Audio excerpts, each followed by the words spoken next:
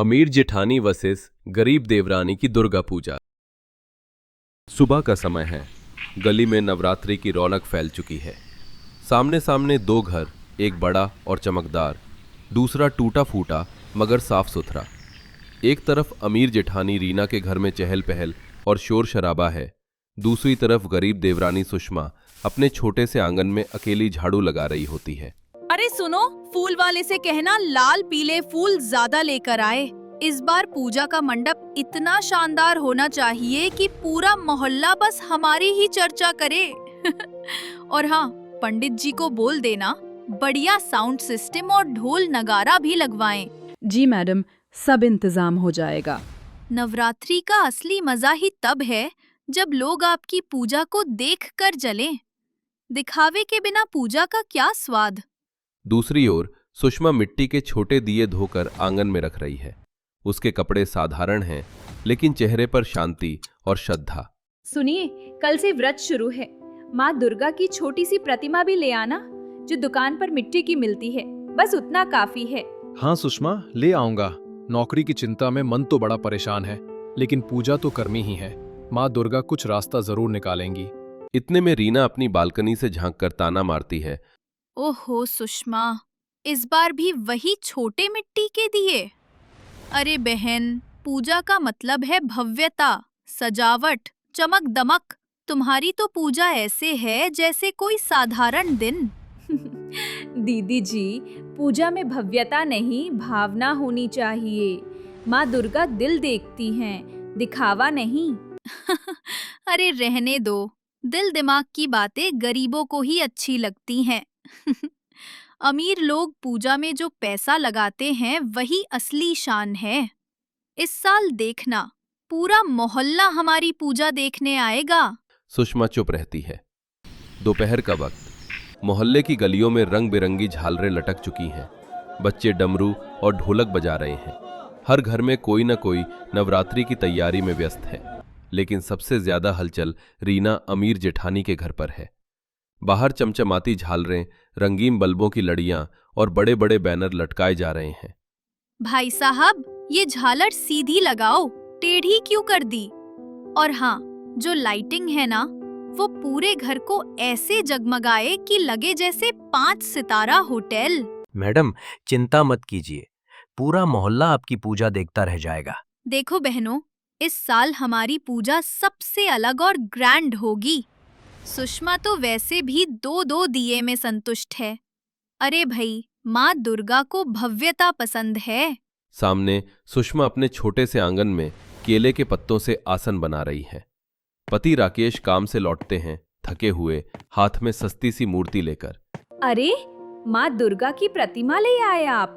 कितनी सुंदर है। हाँ, पैसों की तंगी थी तो मिट्टी वाली ही ली, लेकिन मन से खरीदी है। माँ दुर्गा, आपका स्वागत है हमारे छोटे से घर में। भले ही धन नहीं, पर मन से हम आपको सजाएंगे। इतने में रीना ताने कसते हुए बालकनी से बोलती है। वाह रे सुषमा, ये भी कोई प्रतिमा है? देखो, हमारी मूर्ति कारीगर से मंगवाई है। सोने चांदी के आभूषणों से सजाई जाएगी। तुम्हारी तो जैसे खिलौना रख दिया हो। अरे गरीब लोग दिलासा देने में एक्सपर्ट होते हैं। असली मजा तो शान शौकत में है। ये सब देखकर आसपास से गुजरते मोहल्ले के पड़ोसी आपस में फुसफुसाते हैं। रीना जी हर बार दिखावा ज्यादा करती हैं। हाँ, लेकिन पूजा का असली आनंद तो सुषमा के घर की शांति और भक्ति में लगता है। गली एक ही, त्योहार एक ही, लेकिन पूजा के मायने बिल्कुल अलग। रीना के लिए नवरात्रि दिखावे की दौड़ थी और सुषमा के लिए श्रद्धा का उत्सव। सुबह का समय। ढाक ढोल की आवाजें पूरे मोहल्ले में गूंज रही हैं। रीना भारी रेशमी साड़ी पहनकर आईने में खुद को देख रही है। देखा, ये डिजाइनर साड़ी दिल्ली से मंगवाई है। पूजा के दिन भी लोग मेरी ड्रेसिंग की तारीफ करेंगे। पूजा का मजा तब है जब लोग नोटिस करें। अरे बिल्कुल, आप तो मोहल्ले की स्टार हैं। पंडित जी, पूजा इतनी जोरदार होनी चाहिए कि सबको याद रहे। मंत्र भी लाउड स्पीकर पर ही पढ़िए। बिटिया, पूजा में दिखावे से ज्यादा शांति और ध्यान जरूरी है। अरे रहने दीजिए, आप बस अपना काम कीजिए। उधर सुषमा का घर छोटा आंगन, केले के पत्ते पर माँ दुर्गा की मिट्टी की मूर्ति रखी है। धूप बत्ती जल रही है। कपड़े साधारण मगर चेहरा श्रद्धा से चमक रहा है। पति राकेश और बेटा साथ बैठे हैं। माता रानी, सब पर अपनी कृपा बनाए रखना। सुषमा, पंडित बुलाने के पैसे नहीं हैं, लेकिन तुम खुद इतनी श्रद्धा से पूजा कर रही हो कि लगता है माँ यहीं विराजमान है। माँ दुर्गा को पंडित नहीं, मन चाहिए। नवरात्रि का चौथा दिन।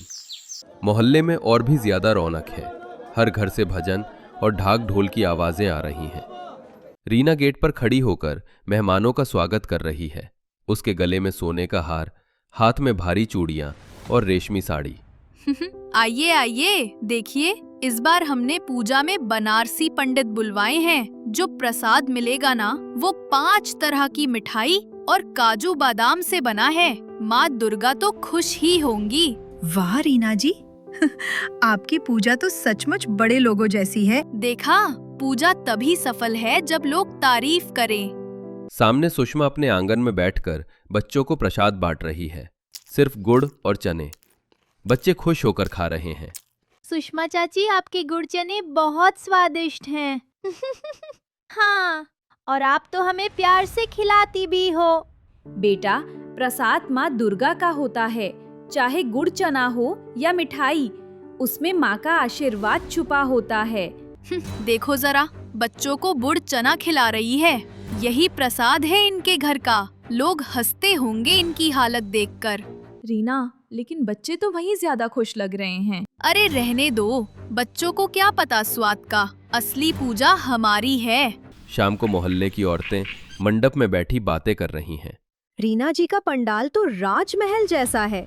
हाँ, लेकिन सुषमा के घर की शांति और भक्ति दिल को छू लेती है। माँ दुर्गा को सच्चा मन चाहिए, दिखावा नहीं। रीना ये बातें सुन लेती है और भीतर ही भीतर जलती है। लोग इस गरीब की पूजा की इतनी तारीफ क्यों कर रहे हैं? मैं लाखों खर्च कर रही हूँ और फिर भी सब उधर झुके जा रहे हैं। उधर सुषमा पति राकेश से धीरे धीरे बात करती है। सुनिए, मैं सोच रही थी कि कल हम सब मिलकर माँ दुर्गा के भजन करें। ज्यादा वाद्य यंत्र तो नहीं है, लेकिन हम सब मिलकर गाएंगे। तुम्हारी श्रद्धा देखकर मेरी सारी थकान दूर हो जाती है। चलो माँ दुर्गा के सामने गीत गाते हैं, शायद हमारी मुश्किलें आसान हो जाएं। हर कोई अपने अपने घर की पूजा छोड़कर अब मंडप में दर्शन करने जा रहा है। दोनों बहुएं रीना और सुषमा भी परिवार संग मंडप पहुंचती हैं। मंडप के बाहर रीना अपनी गाड़ी से उतरती है।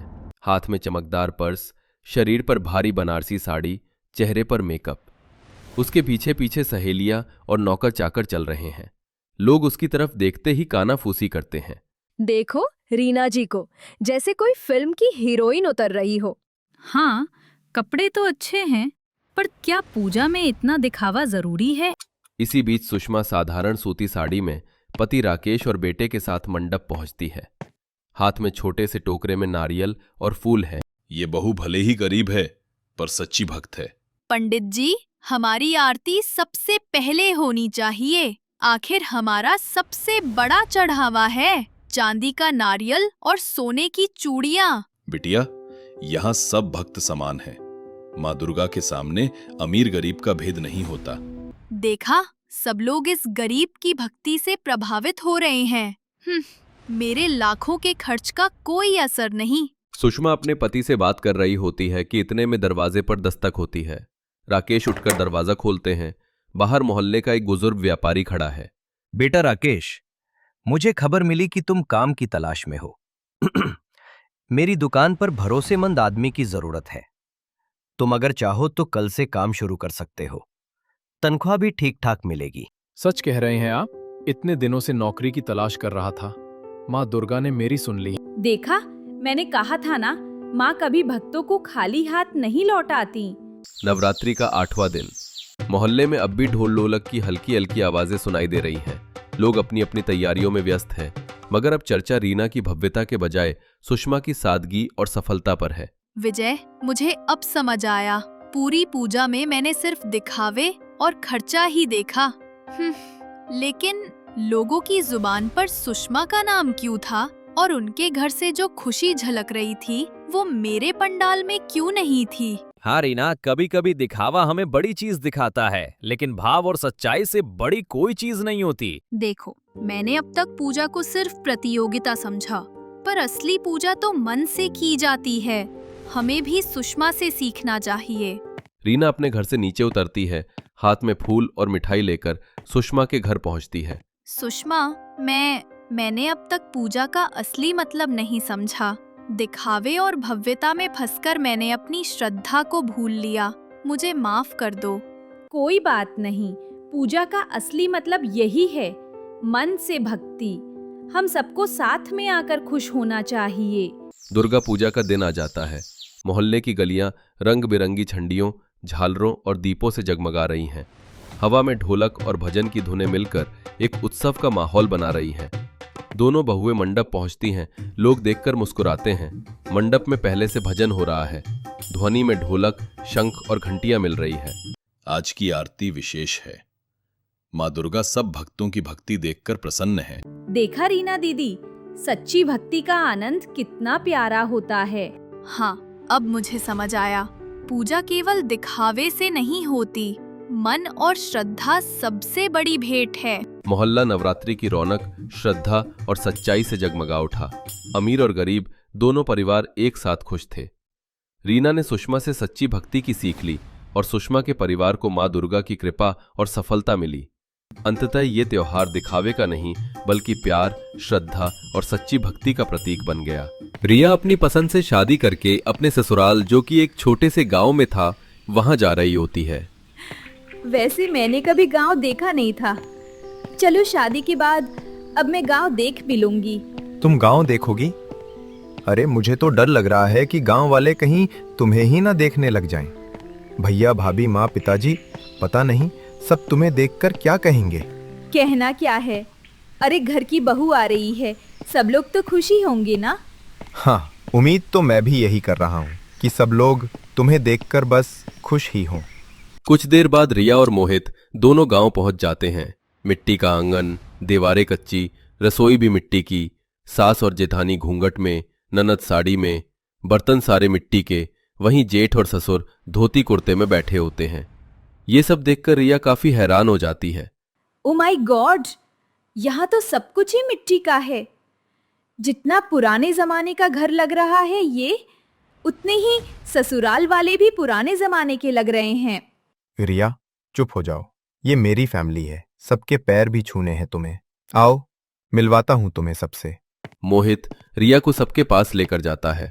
माँ, पिताजी, ये रिया है, मेरी पत्नी और आपकी बहू। मोहित, तूने हम लोगों को बिना बताए हमसे बिना पूछे शादी कर ली, और ये क्या है? तूने इस लड़की को बताया नहीं कि हमारे यहाँ कैसे रहते हैं? ये क्या तरीका है? पिताजी, दरअसल रिया शहर में ही पली बड़ी है, तो उसे गांव का कुछ पता नहीं है, पर धीरे धीरे सीख जाएगी। आप चिंता मत कीजिए। बहू को अंदर लेकर जाओ। सास, ननद और जेठानी रिया को अंदर लेकर जाती हैं। सरिता अपनी अलमारी से कुछ साड़ियां निकालती है और रिया को देते हुए कहती है, अरे हमारी खानदानी परंपरा है, हर बहू घूंघट में रहती है, मिट्टी के बर्तनों में खाना बनाती है। तू नई आई है इसलिए कुछ पता नहीं है। हाँ हाँ, और पहली रसोई में बहू को पूरे घर के लिए दाल बाटी और चूरमा बनाना पड़ता है। भाभी, आपको आता तो है ना? नो वे, मुझे कुछ बनाना नहीं आता है। मैंने सोचा था शादी के बाद पेरिस जैसा घर मिलेगा। ये तो पूरा हिस्ट्री म्यूजियम लग रहा है, लेकिन अब कर भी क्या सकते हैं? प्यार किया है तो ये सब भी मंजूर करना पड़ेगा ना। वैसे हम इस घर में कुछ बदलाव जरूर कर सकते हैं। ये कल की आई लड़की अब हमारे घर में बदलाव लाना चाहती है। देख रही हो ना माँ जी? बहू, तू अभी आई है, थक गई होगी, आराम कर ले। और हाँ, जब भी कमरे से बाहर निकले तो ये साड़ी पहन लियो, घूंघट जरूर होना चाहिए, हमारे रीति रिवाज हैं ये। सब लोग कमरे से चले जाते हैं। कुछ देर रिया भी आराम करके बाहर आती है। जीन्स टॉप में देखकर सब हैरान हो जाते हैं। अरे रिया, ये क्या पहनावा है? हमारे यहाँ बहुएं तो पल्लू खींचे बिना आंगन पार नहीं करती, और तुम जीन्स टॉप में आ गई। तुम्हें समझाया था ना। ओ प्लीज, पल्लू से तो हेयर स्टाइल खराब हो जाएगा। और वैसे भी मैं तो फिटनेस फ्रीक हूँ, घूंघट वगैरह से एलर्जी है।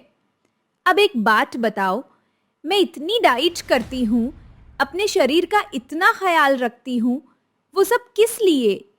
अगर मैं साड़ी पहनूंगी, घूंघट करूंगी तो फायदा क्या? माँ, ये तो टीवी सीरियल वाली बहू से भी ज्यादा मॉडर्न है। वैसे भी इतनी दुबली पतली है, डाइटिंग क्यों करनी है? ये डाइटिंग क्या होता है? अरे माँ, अपने शरीर को दुबला पतला रखने के लिए घास फूस जो खाते हैं ना, वही होता है। बहू, ये सब छोड़ और पहले मिट्टी के चूल्हे पर रोटी बनाना सीख। ससुराल में यही सबसे ज्यादा काम आएगा।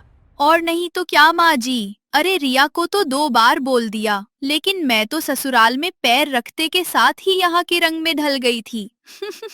सुन लो रिया, तुम भी जितनी जल्दी सब सीख जाओगी तुम्हारे लिए ही अच्छा होगा। अच्छा चलो ठीक है, जब आप सब इतना बोल ही रहे हो तो मैं बना देती हूँ आज सबके लिए कुछ अपने हाथ से। रिया रसोई में जाती है और सब सामान देखने लगती है। आज मैं पहली रसोई में ग्रीन सैलेड और डाइट सूप बनाऊंगी। नो ऑयल, नो घी। रिया रसोई में ही लगी रहती है। तभी वहां उसकी सास, जेठानी और ननद भी आ जाती हैं।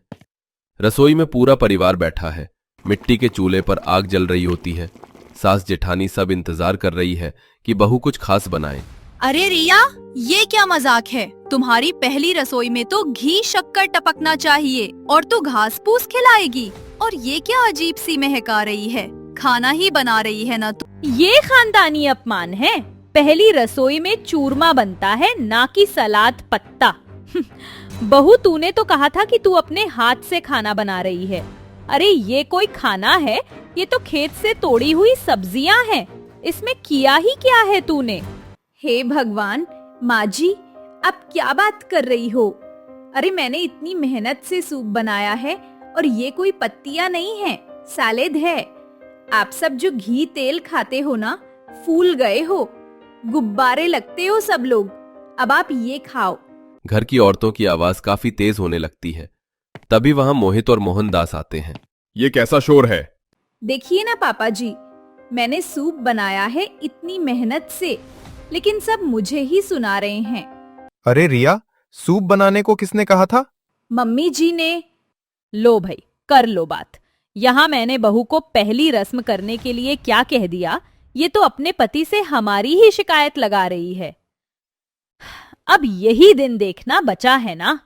नहीं नहीं माँ, ऐसी कोई बात नहीं है। रिया शिकायत नहीं लगा रही है। वो दरअसल रिया को ये सब आता नहीं है ना। कोई बात नहीं देवर जी, आप तो शहर वाली बहू लाए हो ना, उसे कहाँ ही कुछ आता होगा। मैं आज रिया को माँ जी के जमाने वाली थाली खिलाती हूँ, तब सब आ जाएगा रिया को। शीतल अपनी सास के साथ मिलकर खाना बनाती है। कुछ देर बाद जब खाना बन जाता है, खाने की थाली सजती है। मिट्टी के बर्तन में दाल बाटी, घी से टपकता चूरमा। बहू सामने खड़ी है। देख बहू, हमारा खानदानी स्वाद, इसे कहते हैं पकवान। रसोई में जाकर पत्ते तोड़ने को खाना बनाना नहीं कहते हैं। इतना घी? OMG, मेरा वेट बढ़ जाएगा। नहीं नहीं, मैं ये सब नहीं खा सकती। मेरे लिए एवोकाडो सैंडविच ले आओ। हमारे यहाँ बहुएं वजन नहीं तोलती, रिश्ते तोलती हैं। खा लो, मैंने और माँ जी ने इतने प्यार से बनाया है। वो आप देख लो, लेकिन मैं किसी को बुरा लगने के चक्कर में खुद को मोटी होते नहीं देख सकती। आप ही खाओ ये घी वाला खाना। रिया गुस्से में कमरे में चली जाती है। ऐसे ही कई दिन निकल जाते हैं। रिया घर का बना खाना ही नहीं खाती है। बहू, कब तक भूखी रहेगी? घास फूस तेरी सेहत के लिए सही होगा, लेकिन इतना भी नहीं। माँ जी रहने दीजिए ना, शहर से आई है रिया, उसे हमारा खाना अच्छा नहीं लगता है। हमारा खाना खाकर इसकी सेहत खराब हो जाएगी। कुछ दिनों बाद रिया अपने कमरे में बैठी होती है। तभी वहां उसकी जिठानी आती है। रिया, क्या हुआ तुम्हें? तुम ज्यादा किसी से बात क्यों नहीं करती अब? मैं तो सबसे बात करना चाहती हूँ, लेकिन कोई मुझे समझता ही नहीं है। आप भी तो देख रही हो ना। अरे मैं इतने साल शहर में रही हूँ, अब अचानक से वो सब आदतें कैसे बदल सकती हूँ? और आप भी तो मुझसे शायद नाराज ही हो ना। नहीं रिया, तुम गलत सोच रही हो। मैं तुमसे नाराज नहीं हूँ, पर हमारी भी तो इज्जत है। सबके सामने हमारी परंपरा का मजाक मत बनाओ। पर दीदी, मैं डाइटिंग करती हूँ, हेल्थ कॉन्शियस रहना जरूरी है। मैं मोटी नहीं होना चाहती और आपकी परंपरा होगी अपनी जगह, लेकिन अब ये सब पुराने जमाने का हो चुका है। परंपरा को भी जमाने के साथ बदलना चाहिए ना। अरे पगली, खानदानी खाना खाकर कोई मोटा नहीं होता। ये तो सेहत और अपनापन बढ़ाता है। समझने की कोशिश कर। अपनी जेठानी के इतने प्यार से समझाने के बाद रिया को काफी कुछ समझ भी आता है। कुछ दिनों बाद गांव में हवन और भोज का प्रोग्राम होता है। सब महिलाएं घूंघट में बैठी होती हैं। रिया मॉडर्न ड्रेस में आती है। सब औरतें कानाफूसी करने लगती हैं। देखो देखो, नई बहू तो बिना घूंघट आई है। ये तो खानदान का नाम डुबो देगी। रिया को शर्मिंदगी होती है। शीतल उसका हाथ पकड़ती है। चिंता मत कर, आज सबको दिखा दे कि तू भी हमारी परंपरा निभा सकती है। रिया रसोई में जाती है और शीतल उसे घी में चूरमा बनाना सिखाने लगती है। वाह, ये तो डाइट चार्ट से भी ज्यादा मजेदार है। स्वाद भी और हेल्थ भी लग रहा है।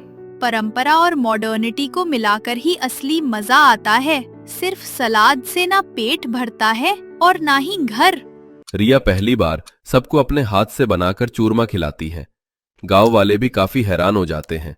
साथ ही रिया अब साड़ी और हल्का घूंघट किए हुए है। आज हमारी बहू ने सच में खानदानी रिवाज निभा लिया।